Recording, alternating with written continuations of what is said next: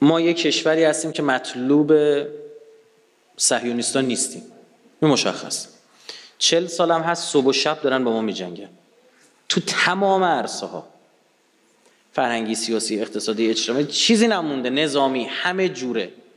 8 سال جنگ بهمون تحمیل کردن، تجزیه طلبی، مسئولینمون رو ترور کردن، آدم حسابی هاشونا. بعد خدمت شما عرض بکنم که یه سری ما مسئولین داریم که اگه برام با آمریکایی‌ها بگی بیا خواهش می‌کنم ترورش کن، من میگم من دیوونم من ترورش کنم، این نفر برای ما داره کار انجام میده. این همه فشار هر کشور دیگه‌ای بود رو موتورش رو می‌آورد پایین، اما خب ما موندیم، اما به سختی و با استکاک.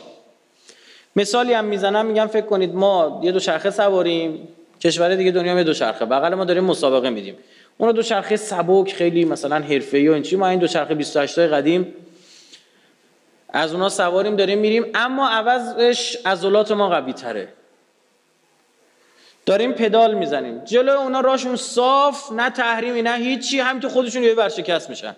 مثل یونان از شدت فشار اقتصادی و بحران اقتصادی داره جزیره هاشو میفروشه. 99 ساله کسی یونان رو تحریم کرده؟ یونان عضوی از اتحادیه اروپا است. کم دقت کنید. ما جلومون سنگ هم هست، ما 40 سال از اول همجور تحریمیم. تحریمی ترین صنایع ما هم صنایع نظامیمون بوده، درسته؟ از هم روز اول سیم خاردار هم به ما نمیدادن. دقیقاً موفق ترین صنایع ما هم کجاست؟ صنایع نظامی. این چه معنی داره؟ یعنی عرضه داشته باشید میتونید کار بکنید. این همه مشکلات، ما کشور مطلوب صهیونیستان نیستیم. اونا یه پلن A دارن، یه پلن B. پلن A سقوط این نظام، تبدیل شدن این کشور به چند کشور همراه غرب، یعنی قطعاً تجزیه ایران. چرا؟ چون اونا میگن ژن ایرانی ها مشکل داره. وندی شرمن میگفت دیگه، میگن ایرانی ها رو اگه ولشون بکنی الان نظامشون هم کله پا بشه، دقت بفرمایید، این مردم چون در ذاتشان دفاع از مظلوم هست، دوباره الان نه 50 سال دیگه حکومت دوره میرن سر کار. پلن بی اینه که این نمیتونیم، زورمون نمیرسه این نظام ساقط بشه بعد تجزیهش بکنیم. نورمالیزاسیون ایران صورت میگیره، این ایران ایزوله میشه، دست و پاهاشو قطع میکنیم، میشینه مثل بچه آدم یه گوشه. برای این کار راه‌های مختلف وجود داره که اینا یه راه رو نرفتن، نه تمام راه‌ها رو همزمان دارن میرن. برای یک راه اینه که چون اینا ریشه و هویت میگیرن از ایرانی بودن خودشون و مسلمان بودن خودشون، نه به ایرانی بودنشون بنازن نه به مسلمان بودنشون. خب این یعنی حجم فرهنگی اجتماعیش. تو حوزه اقتصادی که الحمدلله دارید میبینید، ترجیحاً اینا دنبال این بودن که 2007 کار ما رو بسازن. گفتن شرقشون رو میگیریم، افغانستان 2001، غربشون رو میگیریم، عراق 2003. ایران یه خطری داره، اونم که یه سری نوچه داره این ور اونور دنیا مثل حزب الله، لبنان، اونا اسرائیل رو میزنن. برای اینکه اسرائیل رو نزنن، اسرائیل بیاد جنوب لبنان رو بگیره که موشک‌های اونا نرسه به شمال اسرائیل. تا کجا؟ تا رودخانه لیتانی بیاد بگیره. که این شد جنگ 2006، جنگ 33 روزه. اون تموم بود 2007 ما رو زده بوده. اصلا شرق غرب ما رو گرفتن ما رو بزنن. الان که دولت جورج بوش رفته، مسئولین وقت وزارت دفاع پنتاگون آمریکا الان دارن میگن قشنگ 3 تا پرونده روی میز بود. افغانستان، عراق، ایران. منتها اراده الهی برای این قرار گرفت که 5مین ارتش دنیا از بچهای حزب الله لبنان شکست بخوره. گفتن طرح بعدی چی بود؟ صدام جدید. گفتن ما نمیتونیم باش بجنگیم، باید یکی رو خر کنیم، اینه صدام بندازیم به جون اینا. این خوبه. انبارای شاه پر اسلحه بود وقتی ما انقلاب کردیم. اون اسلحه ها خطرناک بود دست انقلابی‌ها باشه، باید خالی میشد اون انبارا و زاغ مهماتا. کجا خالی شد؟ سر عربا. یه بار دیگه یه صدام باید گشت پیدا کرد. بهترین گزینه عربستان سعودی. عربستان سعودی به تنهایی میترسه، عیبی نداره، ناتوی عربی، چند تا کشور عربی. بازم میگن نمیشه، بهشون میگن خیالتون راحت، درست میکنیم. منتها باز اینجا هم یه مشکل وجود داره. مشکل چی؟ مشکل قبلی حزب الله لبنان رو باید حلش میکردیم. مشکل جدید حوثی های یمنی هستند. اینا اگر ایران وارد جنگ بشه، احتمال داره اینا به نفع ایران وارد جنگ بشن، باب المندب رو ببندن. باب المندب هم ببندید 40 تا 50% تردد انرژی دنیا به خطر میفته. اون دفعه اسرائیل مأمور شد حزب الله لبنان بنشونه سر جاش. این دفعه کجا؟ عربستان یمن. گفتن 2 هفته‌ای تموم میکنیم بعد ایرانو میزنیم. و الا برای چی عربستان باید بره موشک دانگفنگ 3 بخره که 1000 خورده تا 2000 کیلومتر برده شه؟ برای یمن این که هواپیماش هر جور خواستن زدن که برای ما داشتیم موشک‌ها رو می‌خرید. منتها باز اینجا هم یه مشکل وجود داره. اینا هسته‌ای شدن. 20% غنیسازی کردن. اگر گمان اینو ببرن یه کشور اتمی داره به عربستان کمک میکنه، مثل پاکستان، مثل آمریکا، مثل اسرائیل، ایران به خودش حق اینو میده که اتمی بشه. آمی آیلون وزیر اطلاعات داخلی قبلی اسرائیل شین بت میگفت ما بررسی کردیم اگر تمام مراکز اتمی ایران رو بمباران هم میکردیم ما موشک میزدیم جنگ شروع میشد. اما ایران 6 ماهه به بمب اتم میرسید و اون موقع تمام بود دیگه. ایران به یک بازدارندگی میرسید که دیگه نمیتونستی بهش دست بزنی و نباید میرسید. برای اینکه نباید برسه چیکار باید بکنیم؟ 1 یمن که عربستان حمله میکنه، 2 هسته‌ای مسئولیتش میشه چی؟ برجام، 3 موشکی الان شروع شده. تو برجام هدف چیه؟ خیالمان تخت شود که 1 نداشته، 2 نمیتواند داشته باشد. سوخت 20% اگر 1 بار دیگه تو چرخه قرار بگیره میشه 90 خورده درصد. ما بمب اتم نداشتیم هم نمیخوایم هم، اما سوخت 20% برای ما بازدارندگی به وجود میاد. این که شما میگی من دستگاه فرز دارم، این ورم یه تیکه آهن دارم، میتونم اینو تیزش کنم شمشیرش کنم، اما اینو گذاشتم کنار. طبق قانون شما تا 40-50% هم میتونستی غنیسازی اصلا نگه داری. برای چی؟ برای زیردریایی‌ها. هیچ کس هم باید کار نکنه. ما باید خیالمون راحت بشه دیگه 20% رو نداره، دقت بفرمایید، و نمیتونه هم بسازه.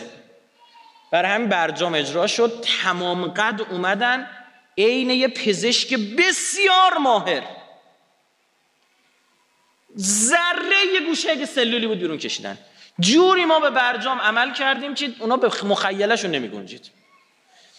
یا شما آب سنگین غنیسازی کم عراق، یا آب سبک غنیسازی زیاد. متوجه چی شد؟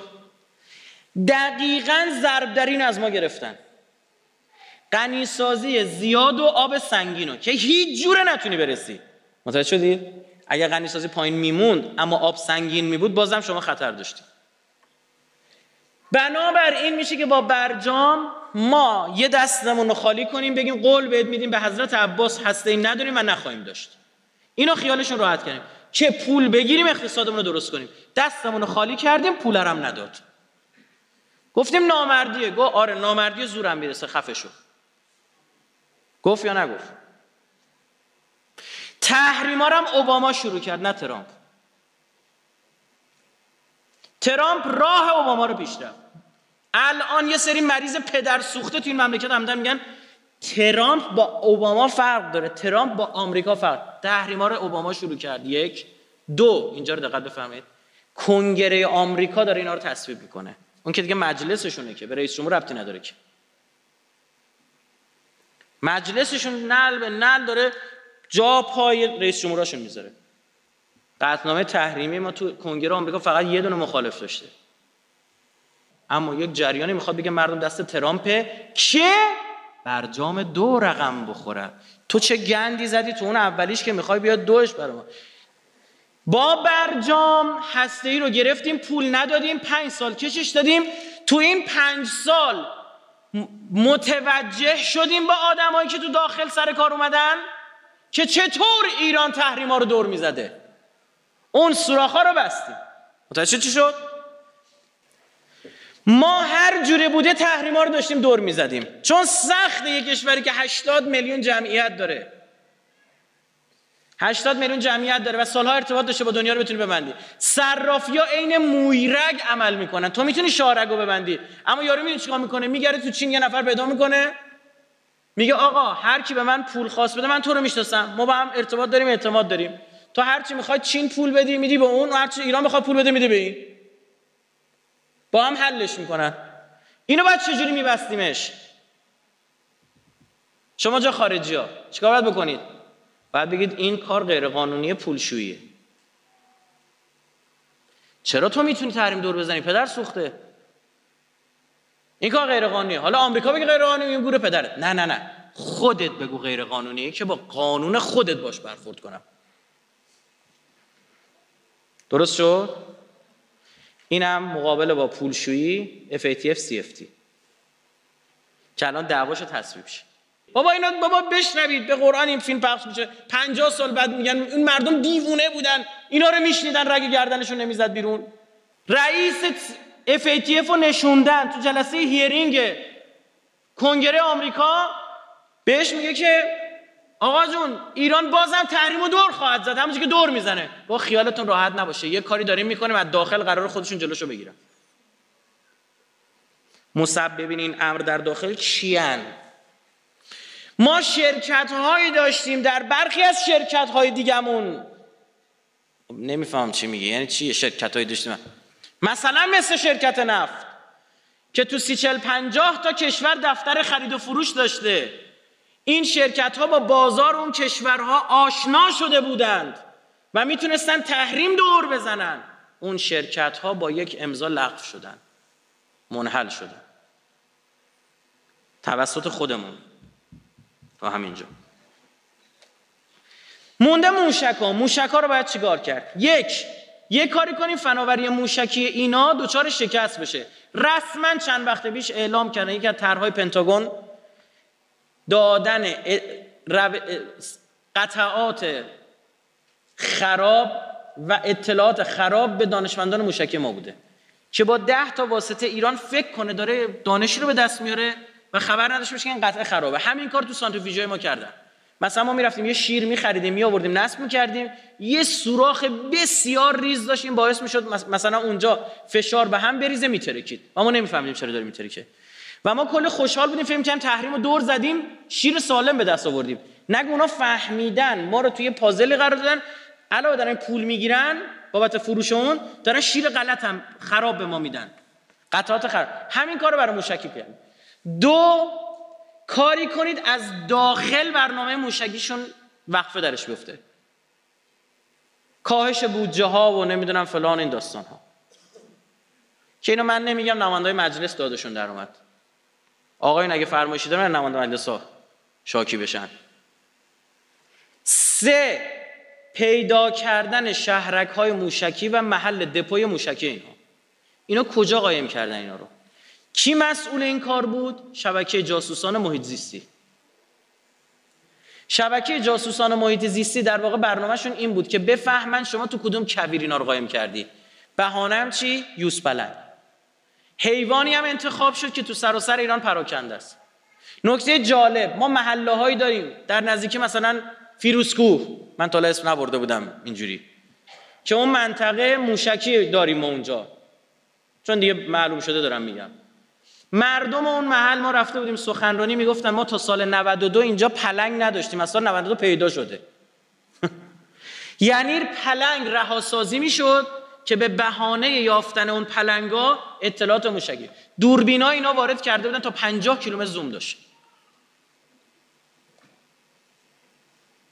چی میشد که بفهم که اگر حمله در گرفت تو ساعت اول محلهای دپوی موشکی ما خورده بشه.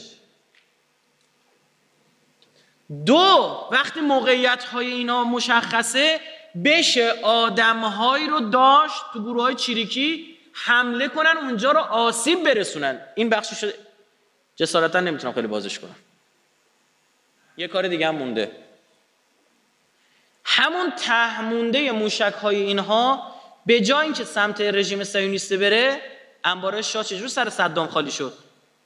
1 سال و نیم اول خالی شد، بعدش ما دیگه هیچی نداشتیم. انبارهای موشکی ما سر عربستان خالی میشه. ایران دست و پاش قطع شد، نرمالیزاسیون شد. بعد شورش داخلی، این نظام هم میاد سر کار. آخه خیالم راحت شد دست اینا.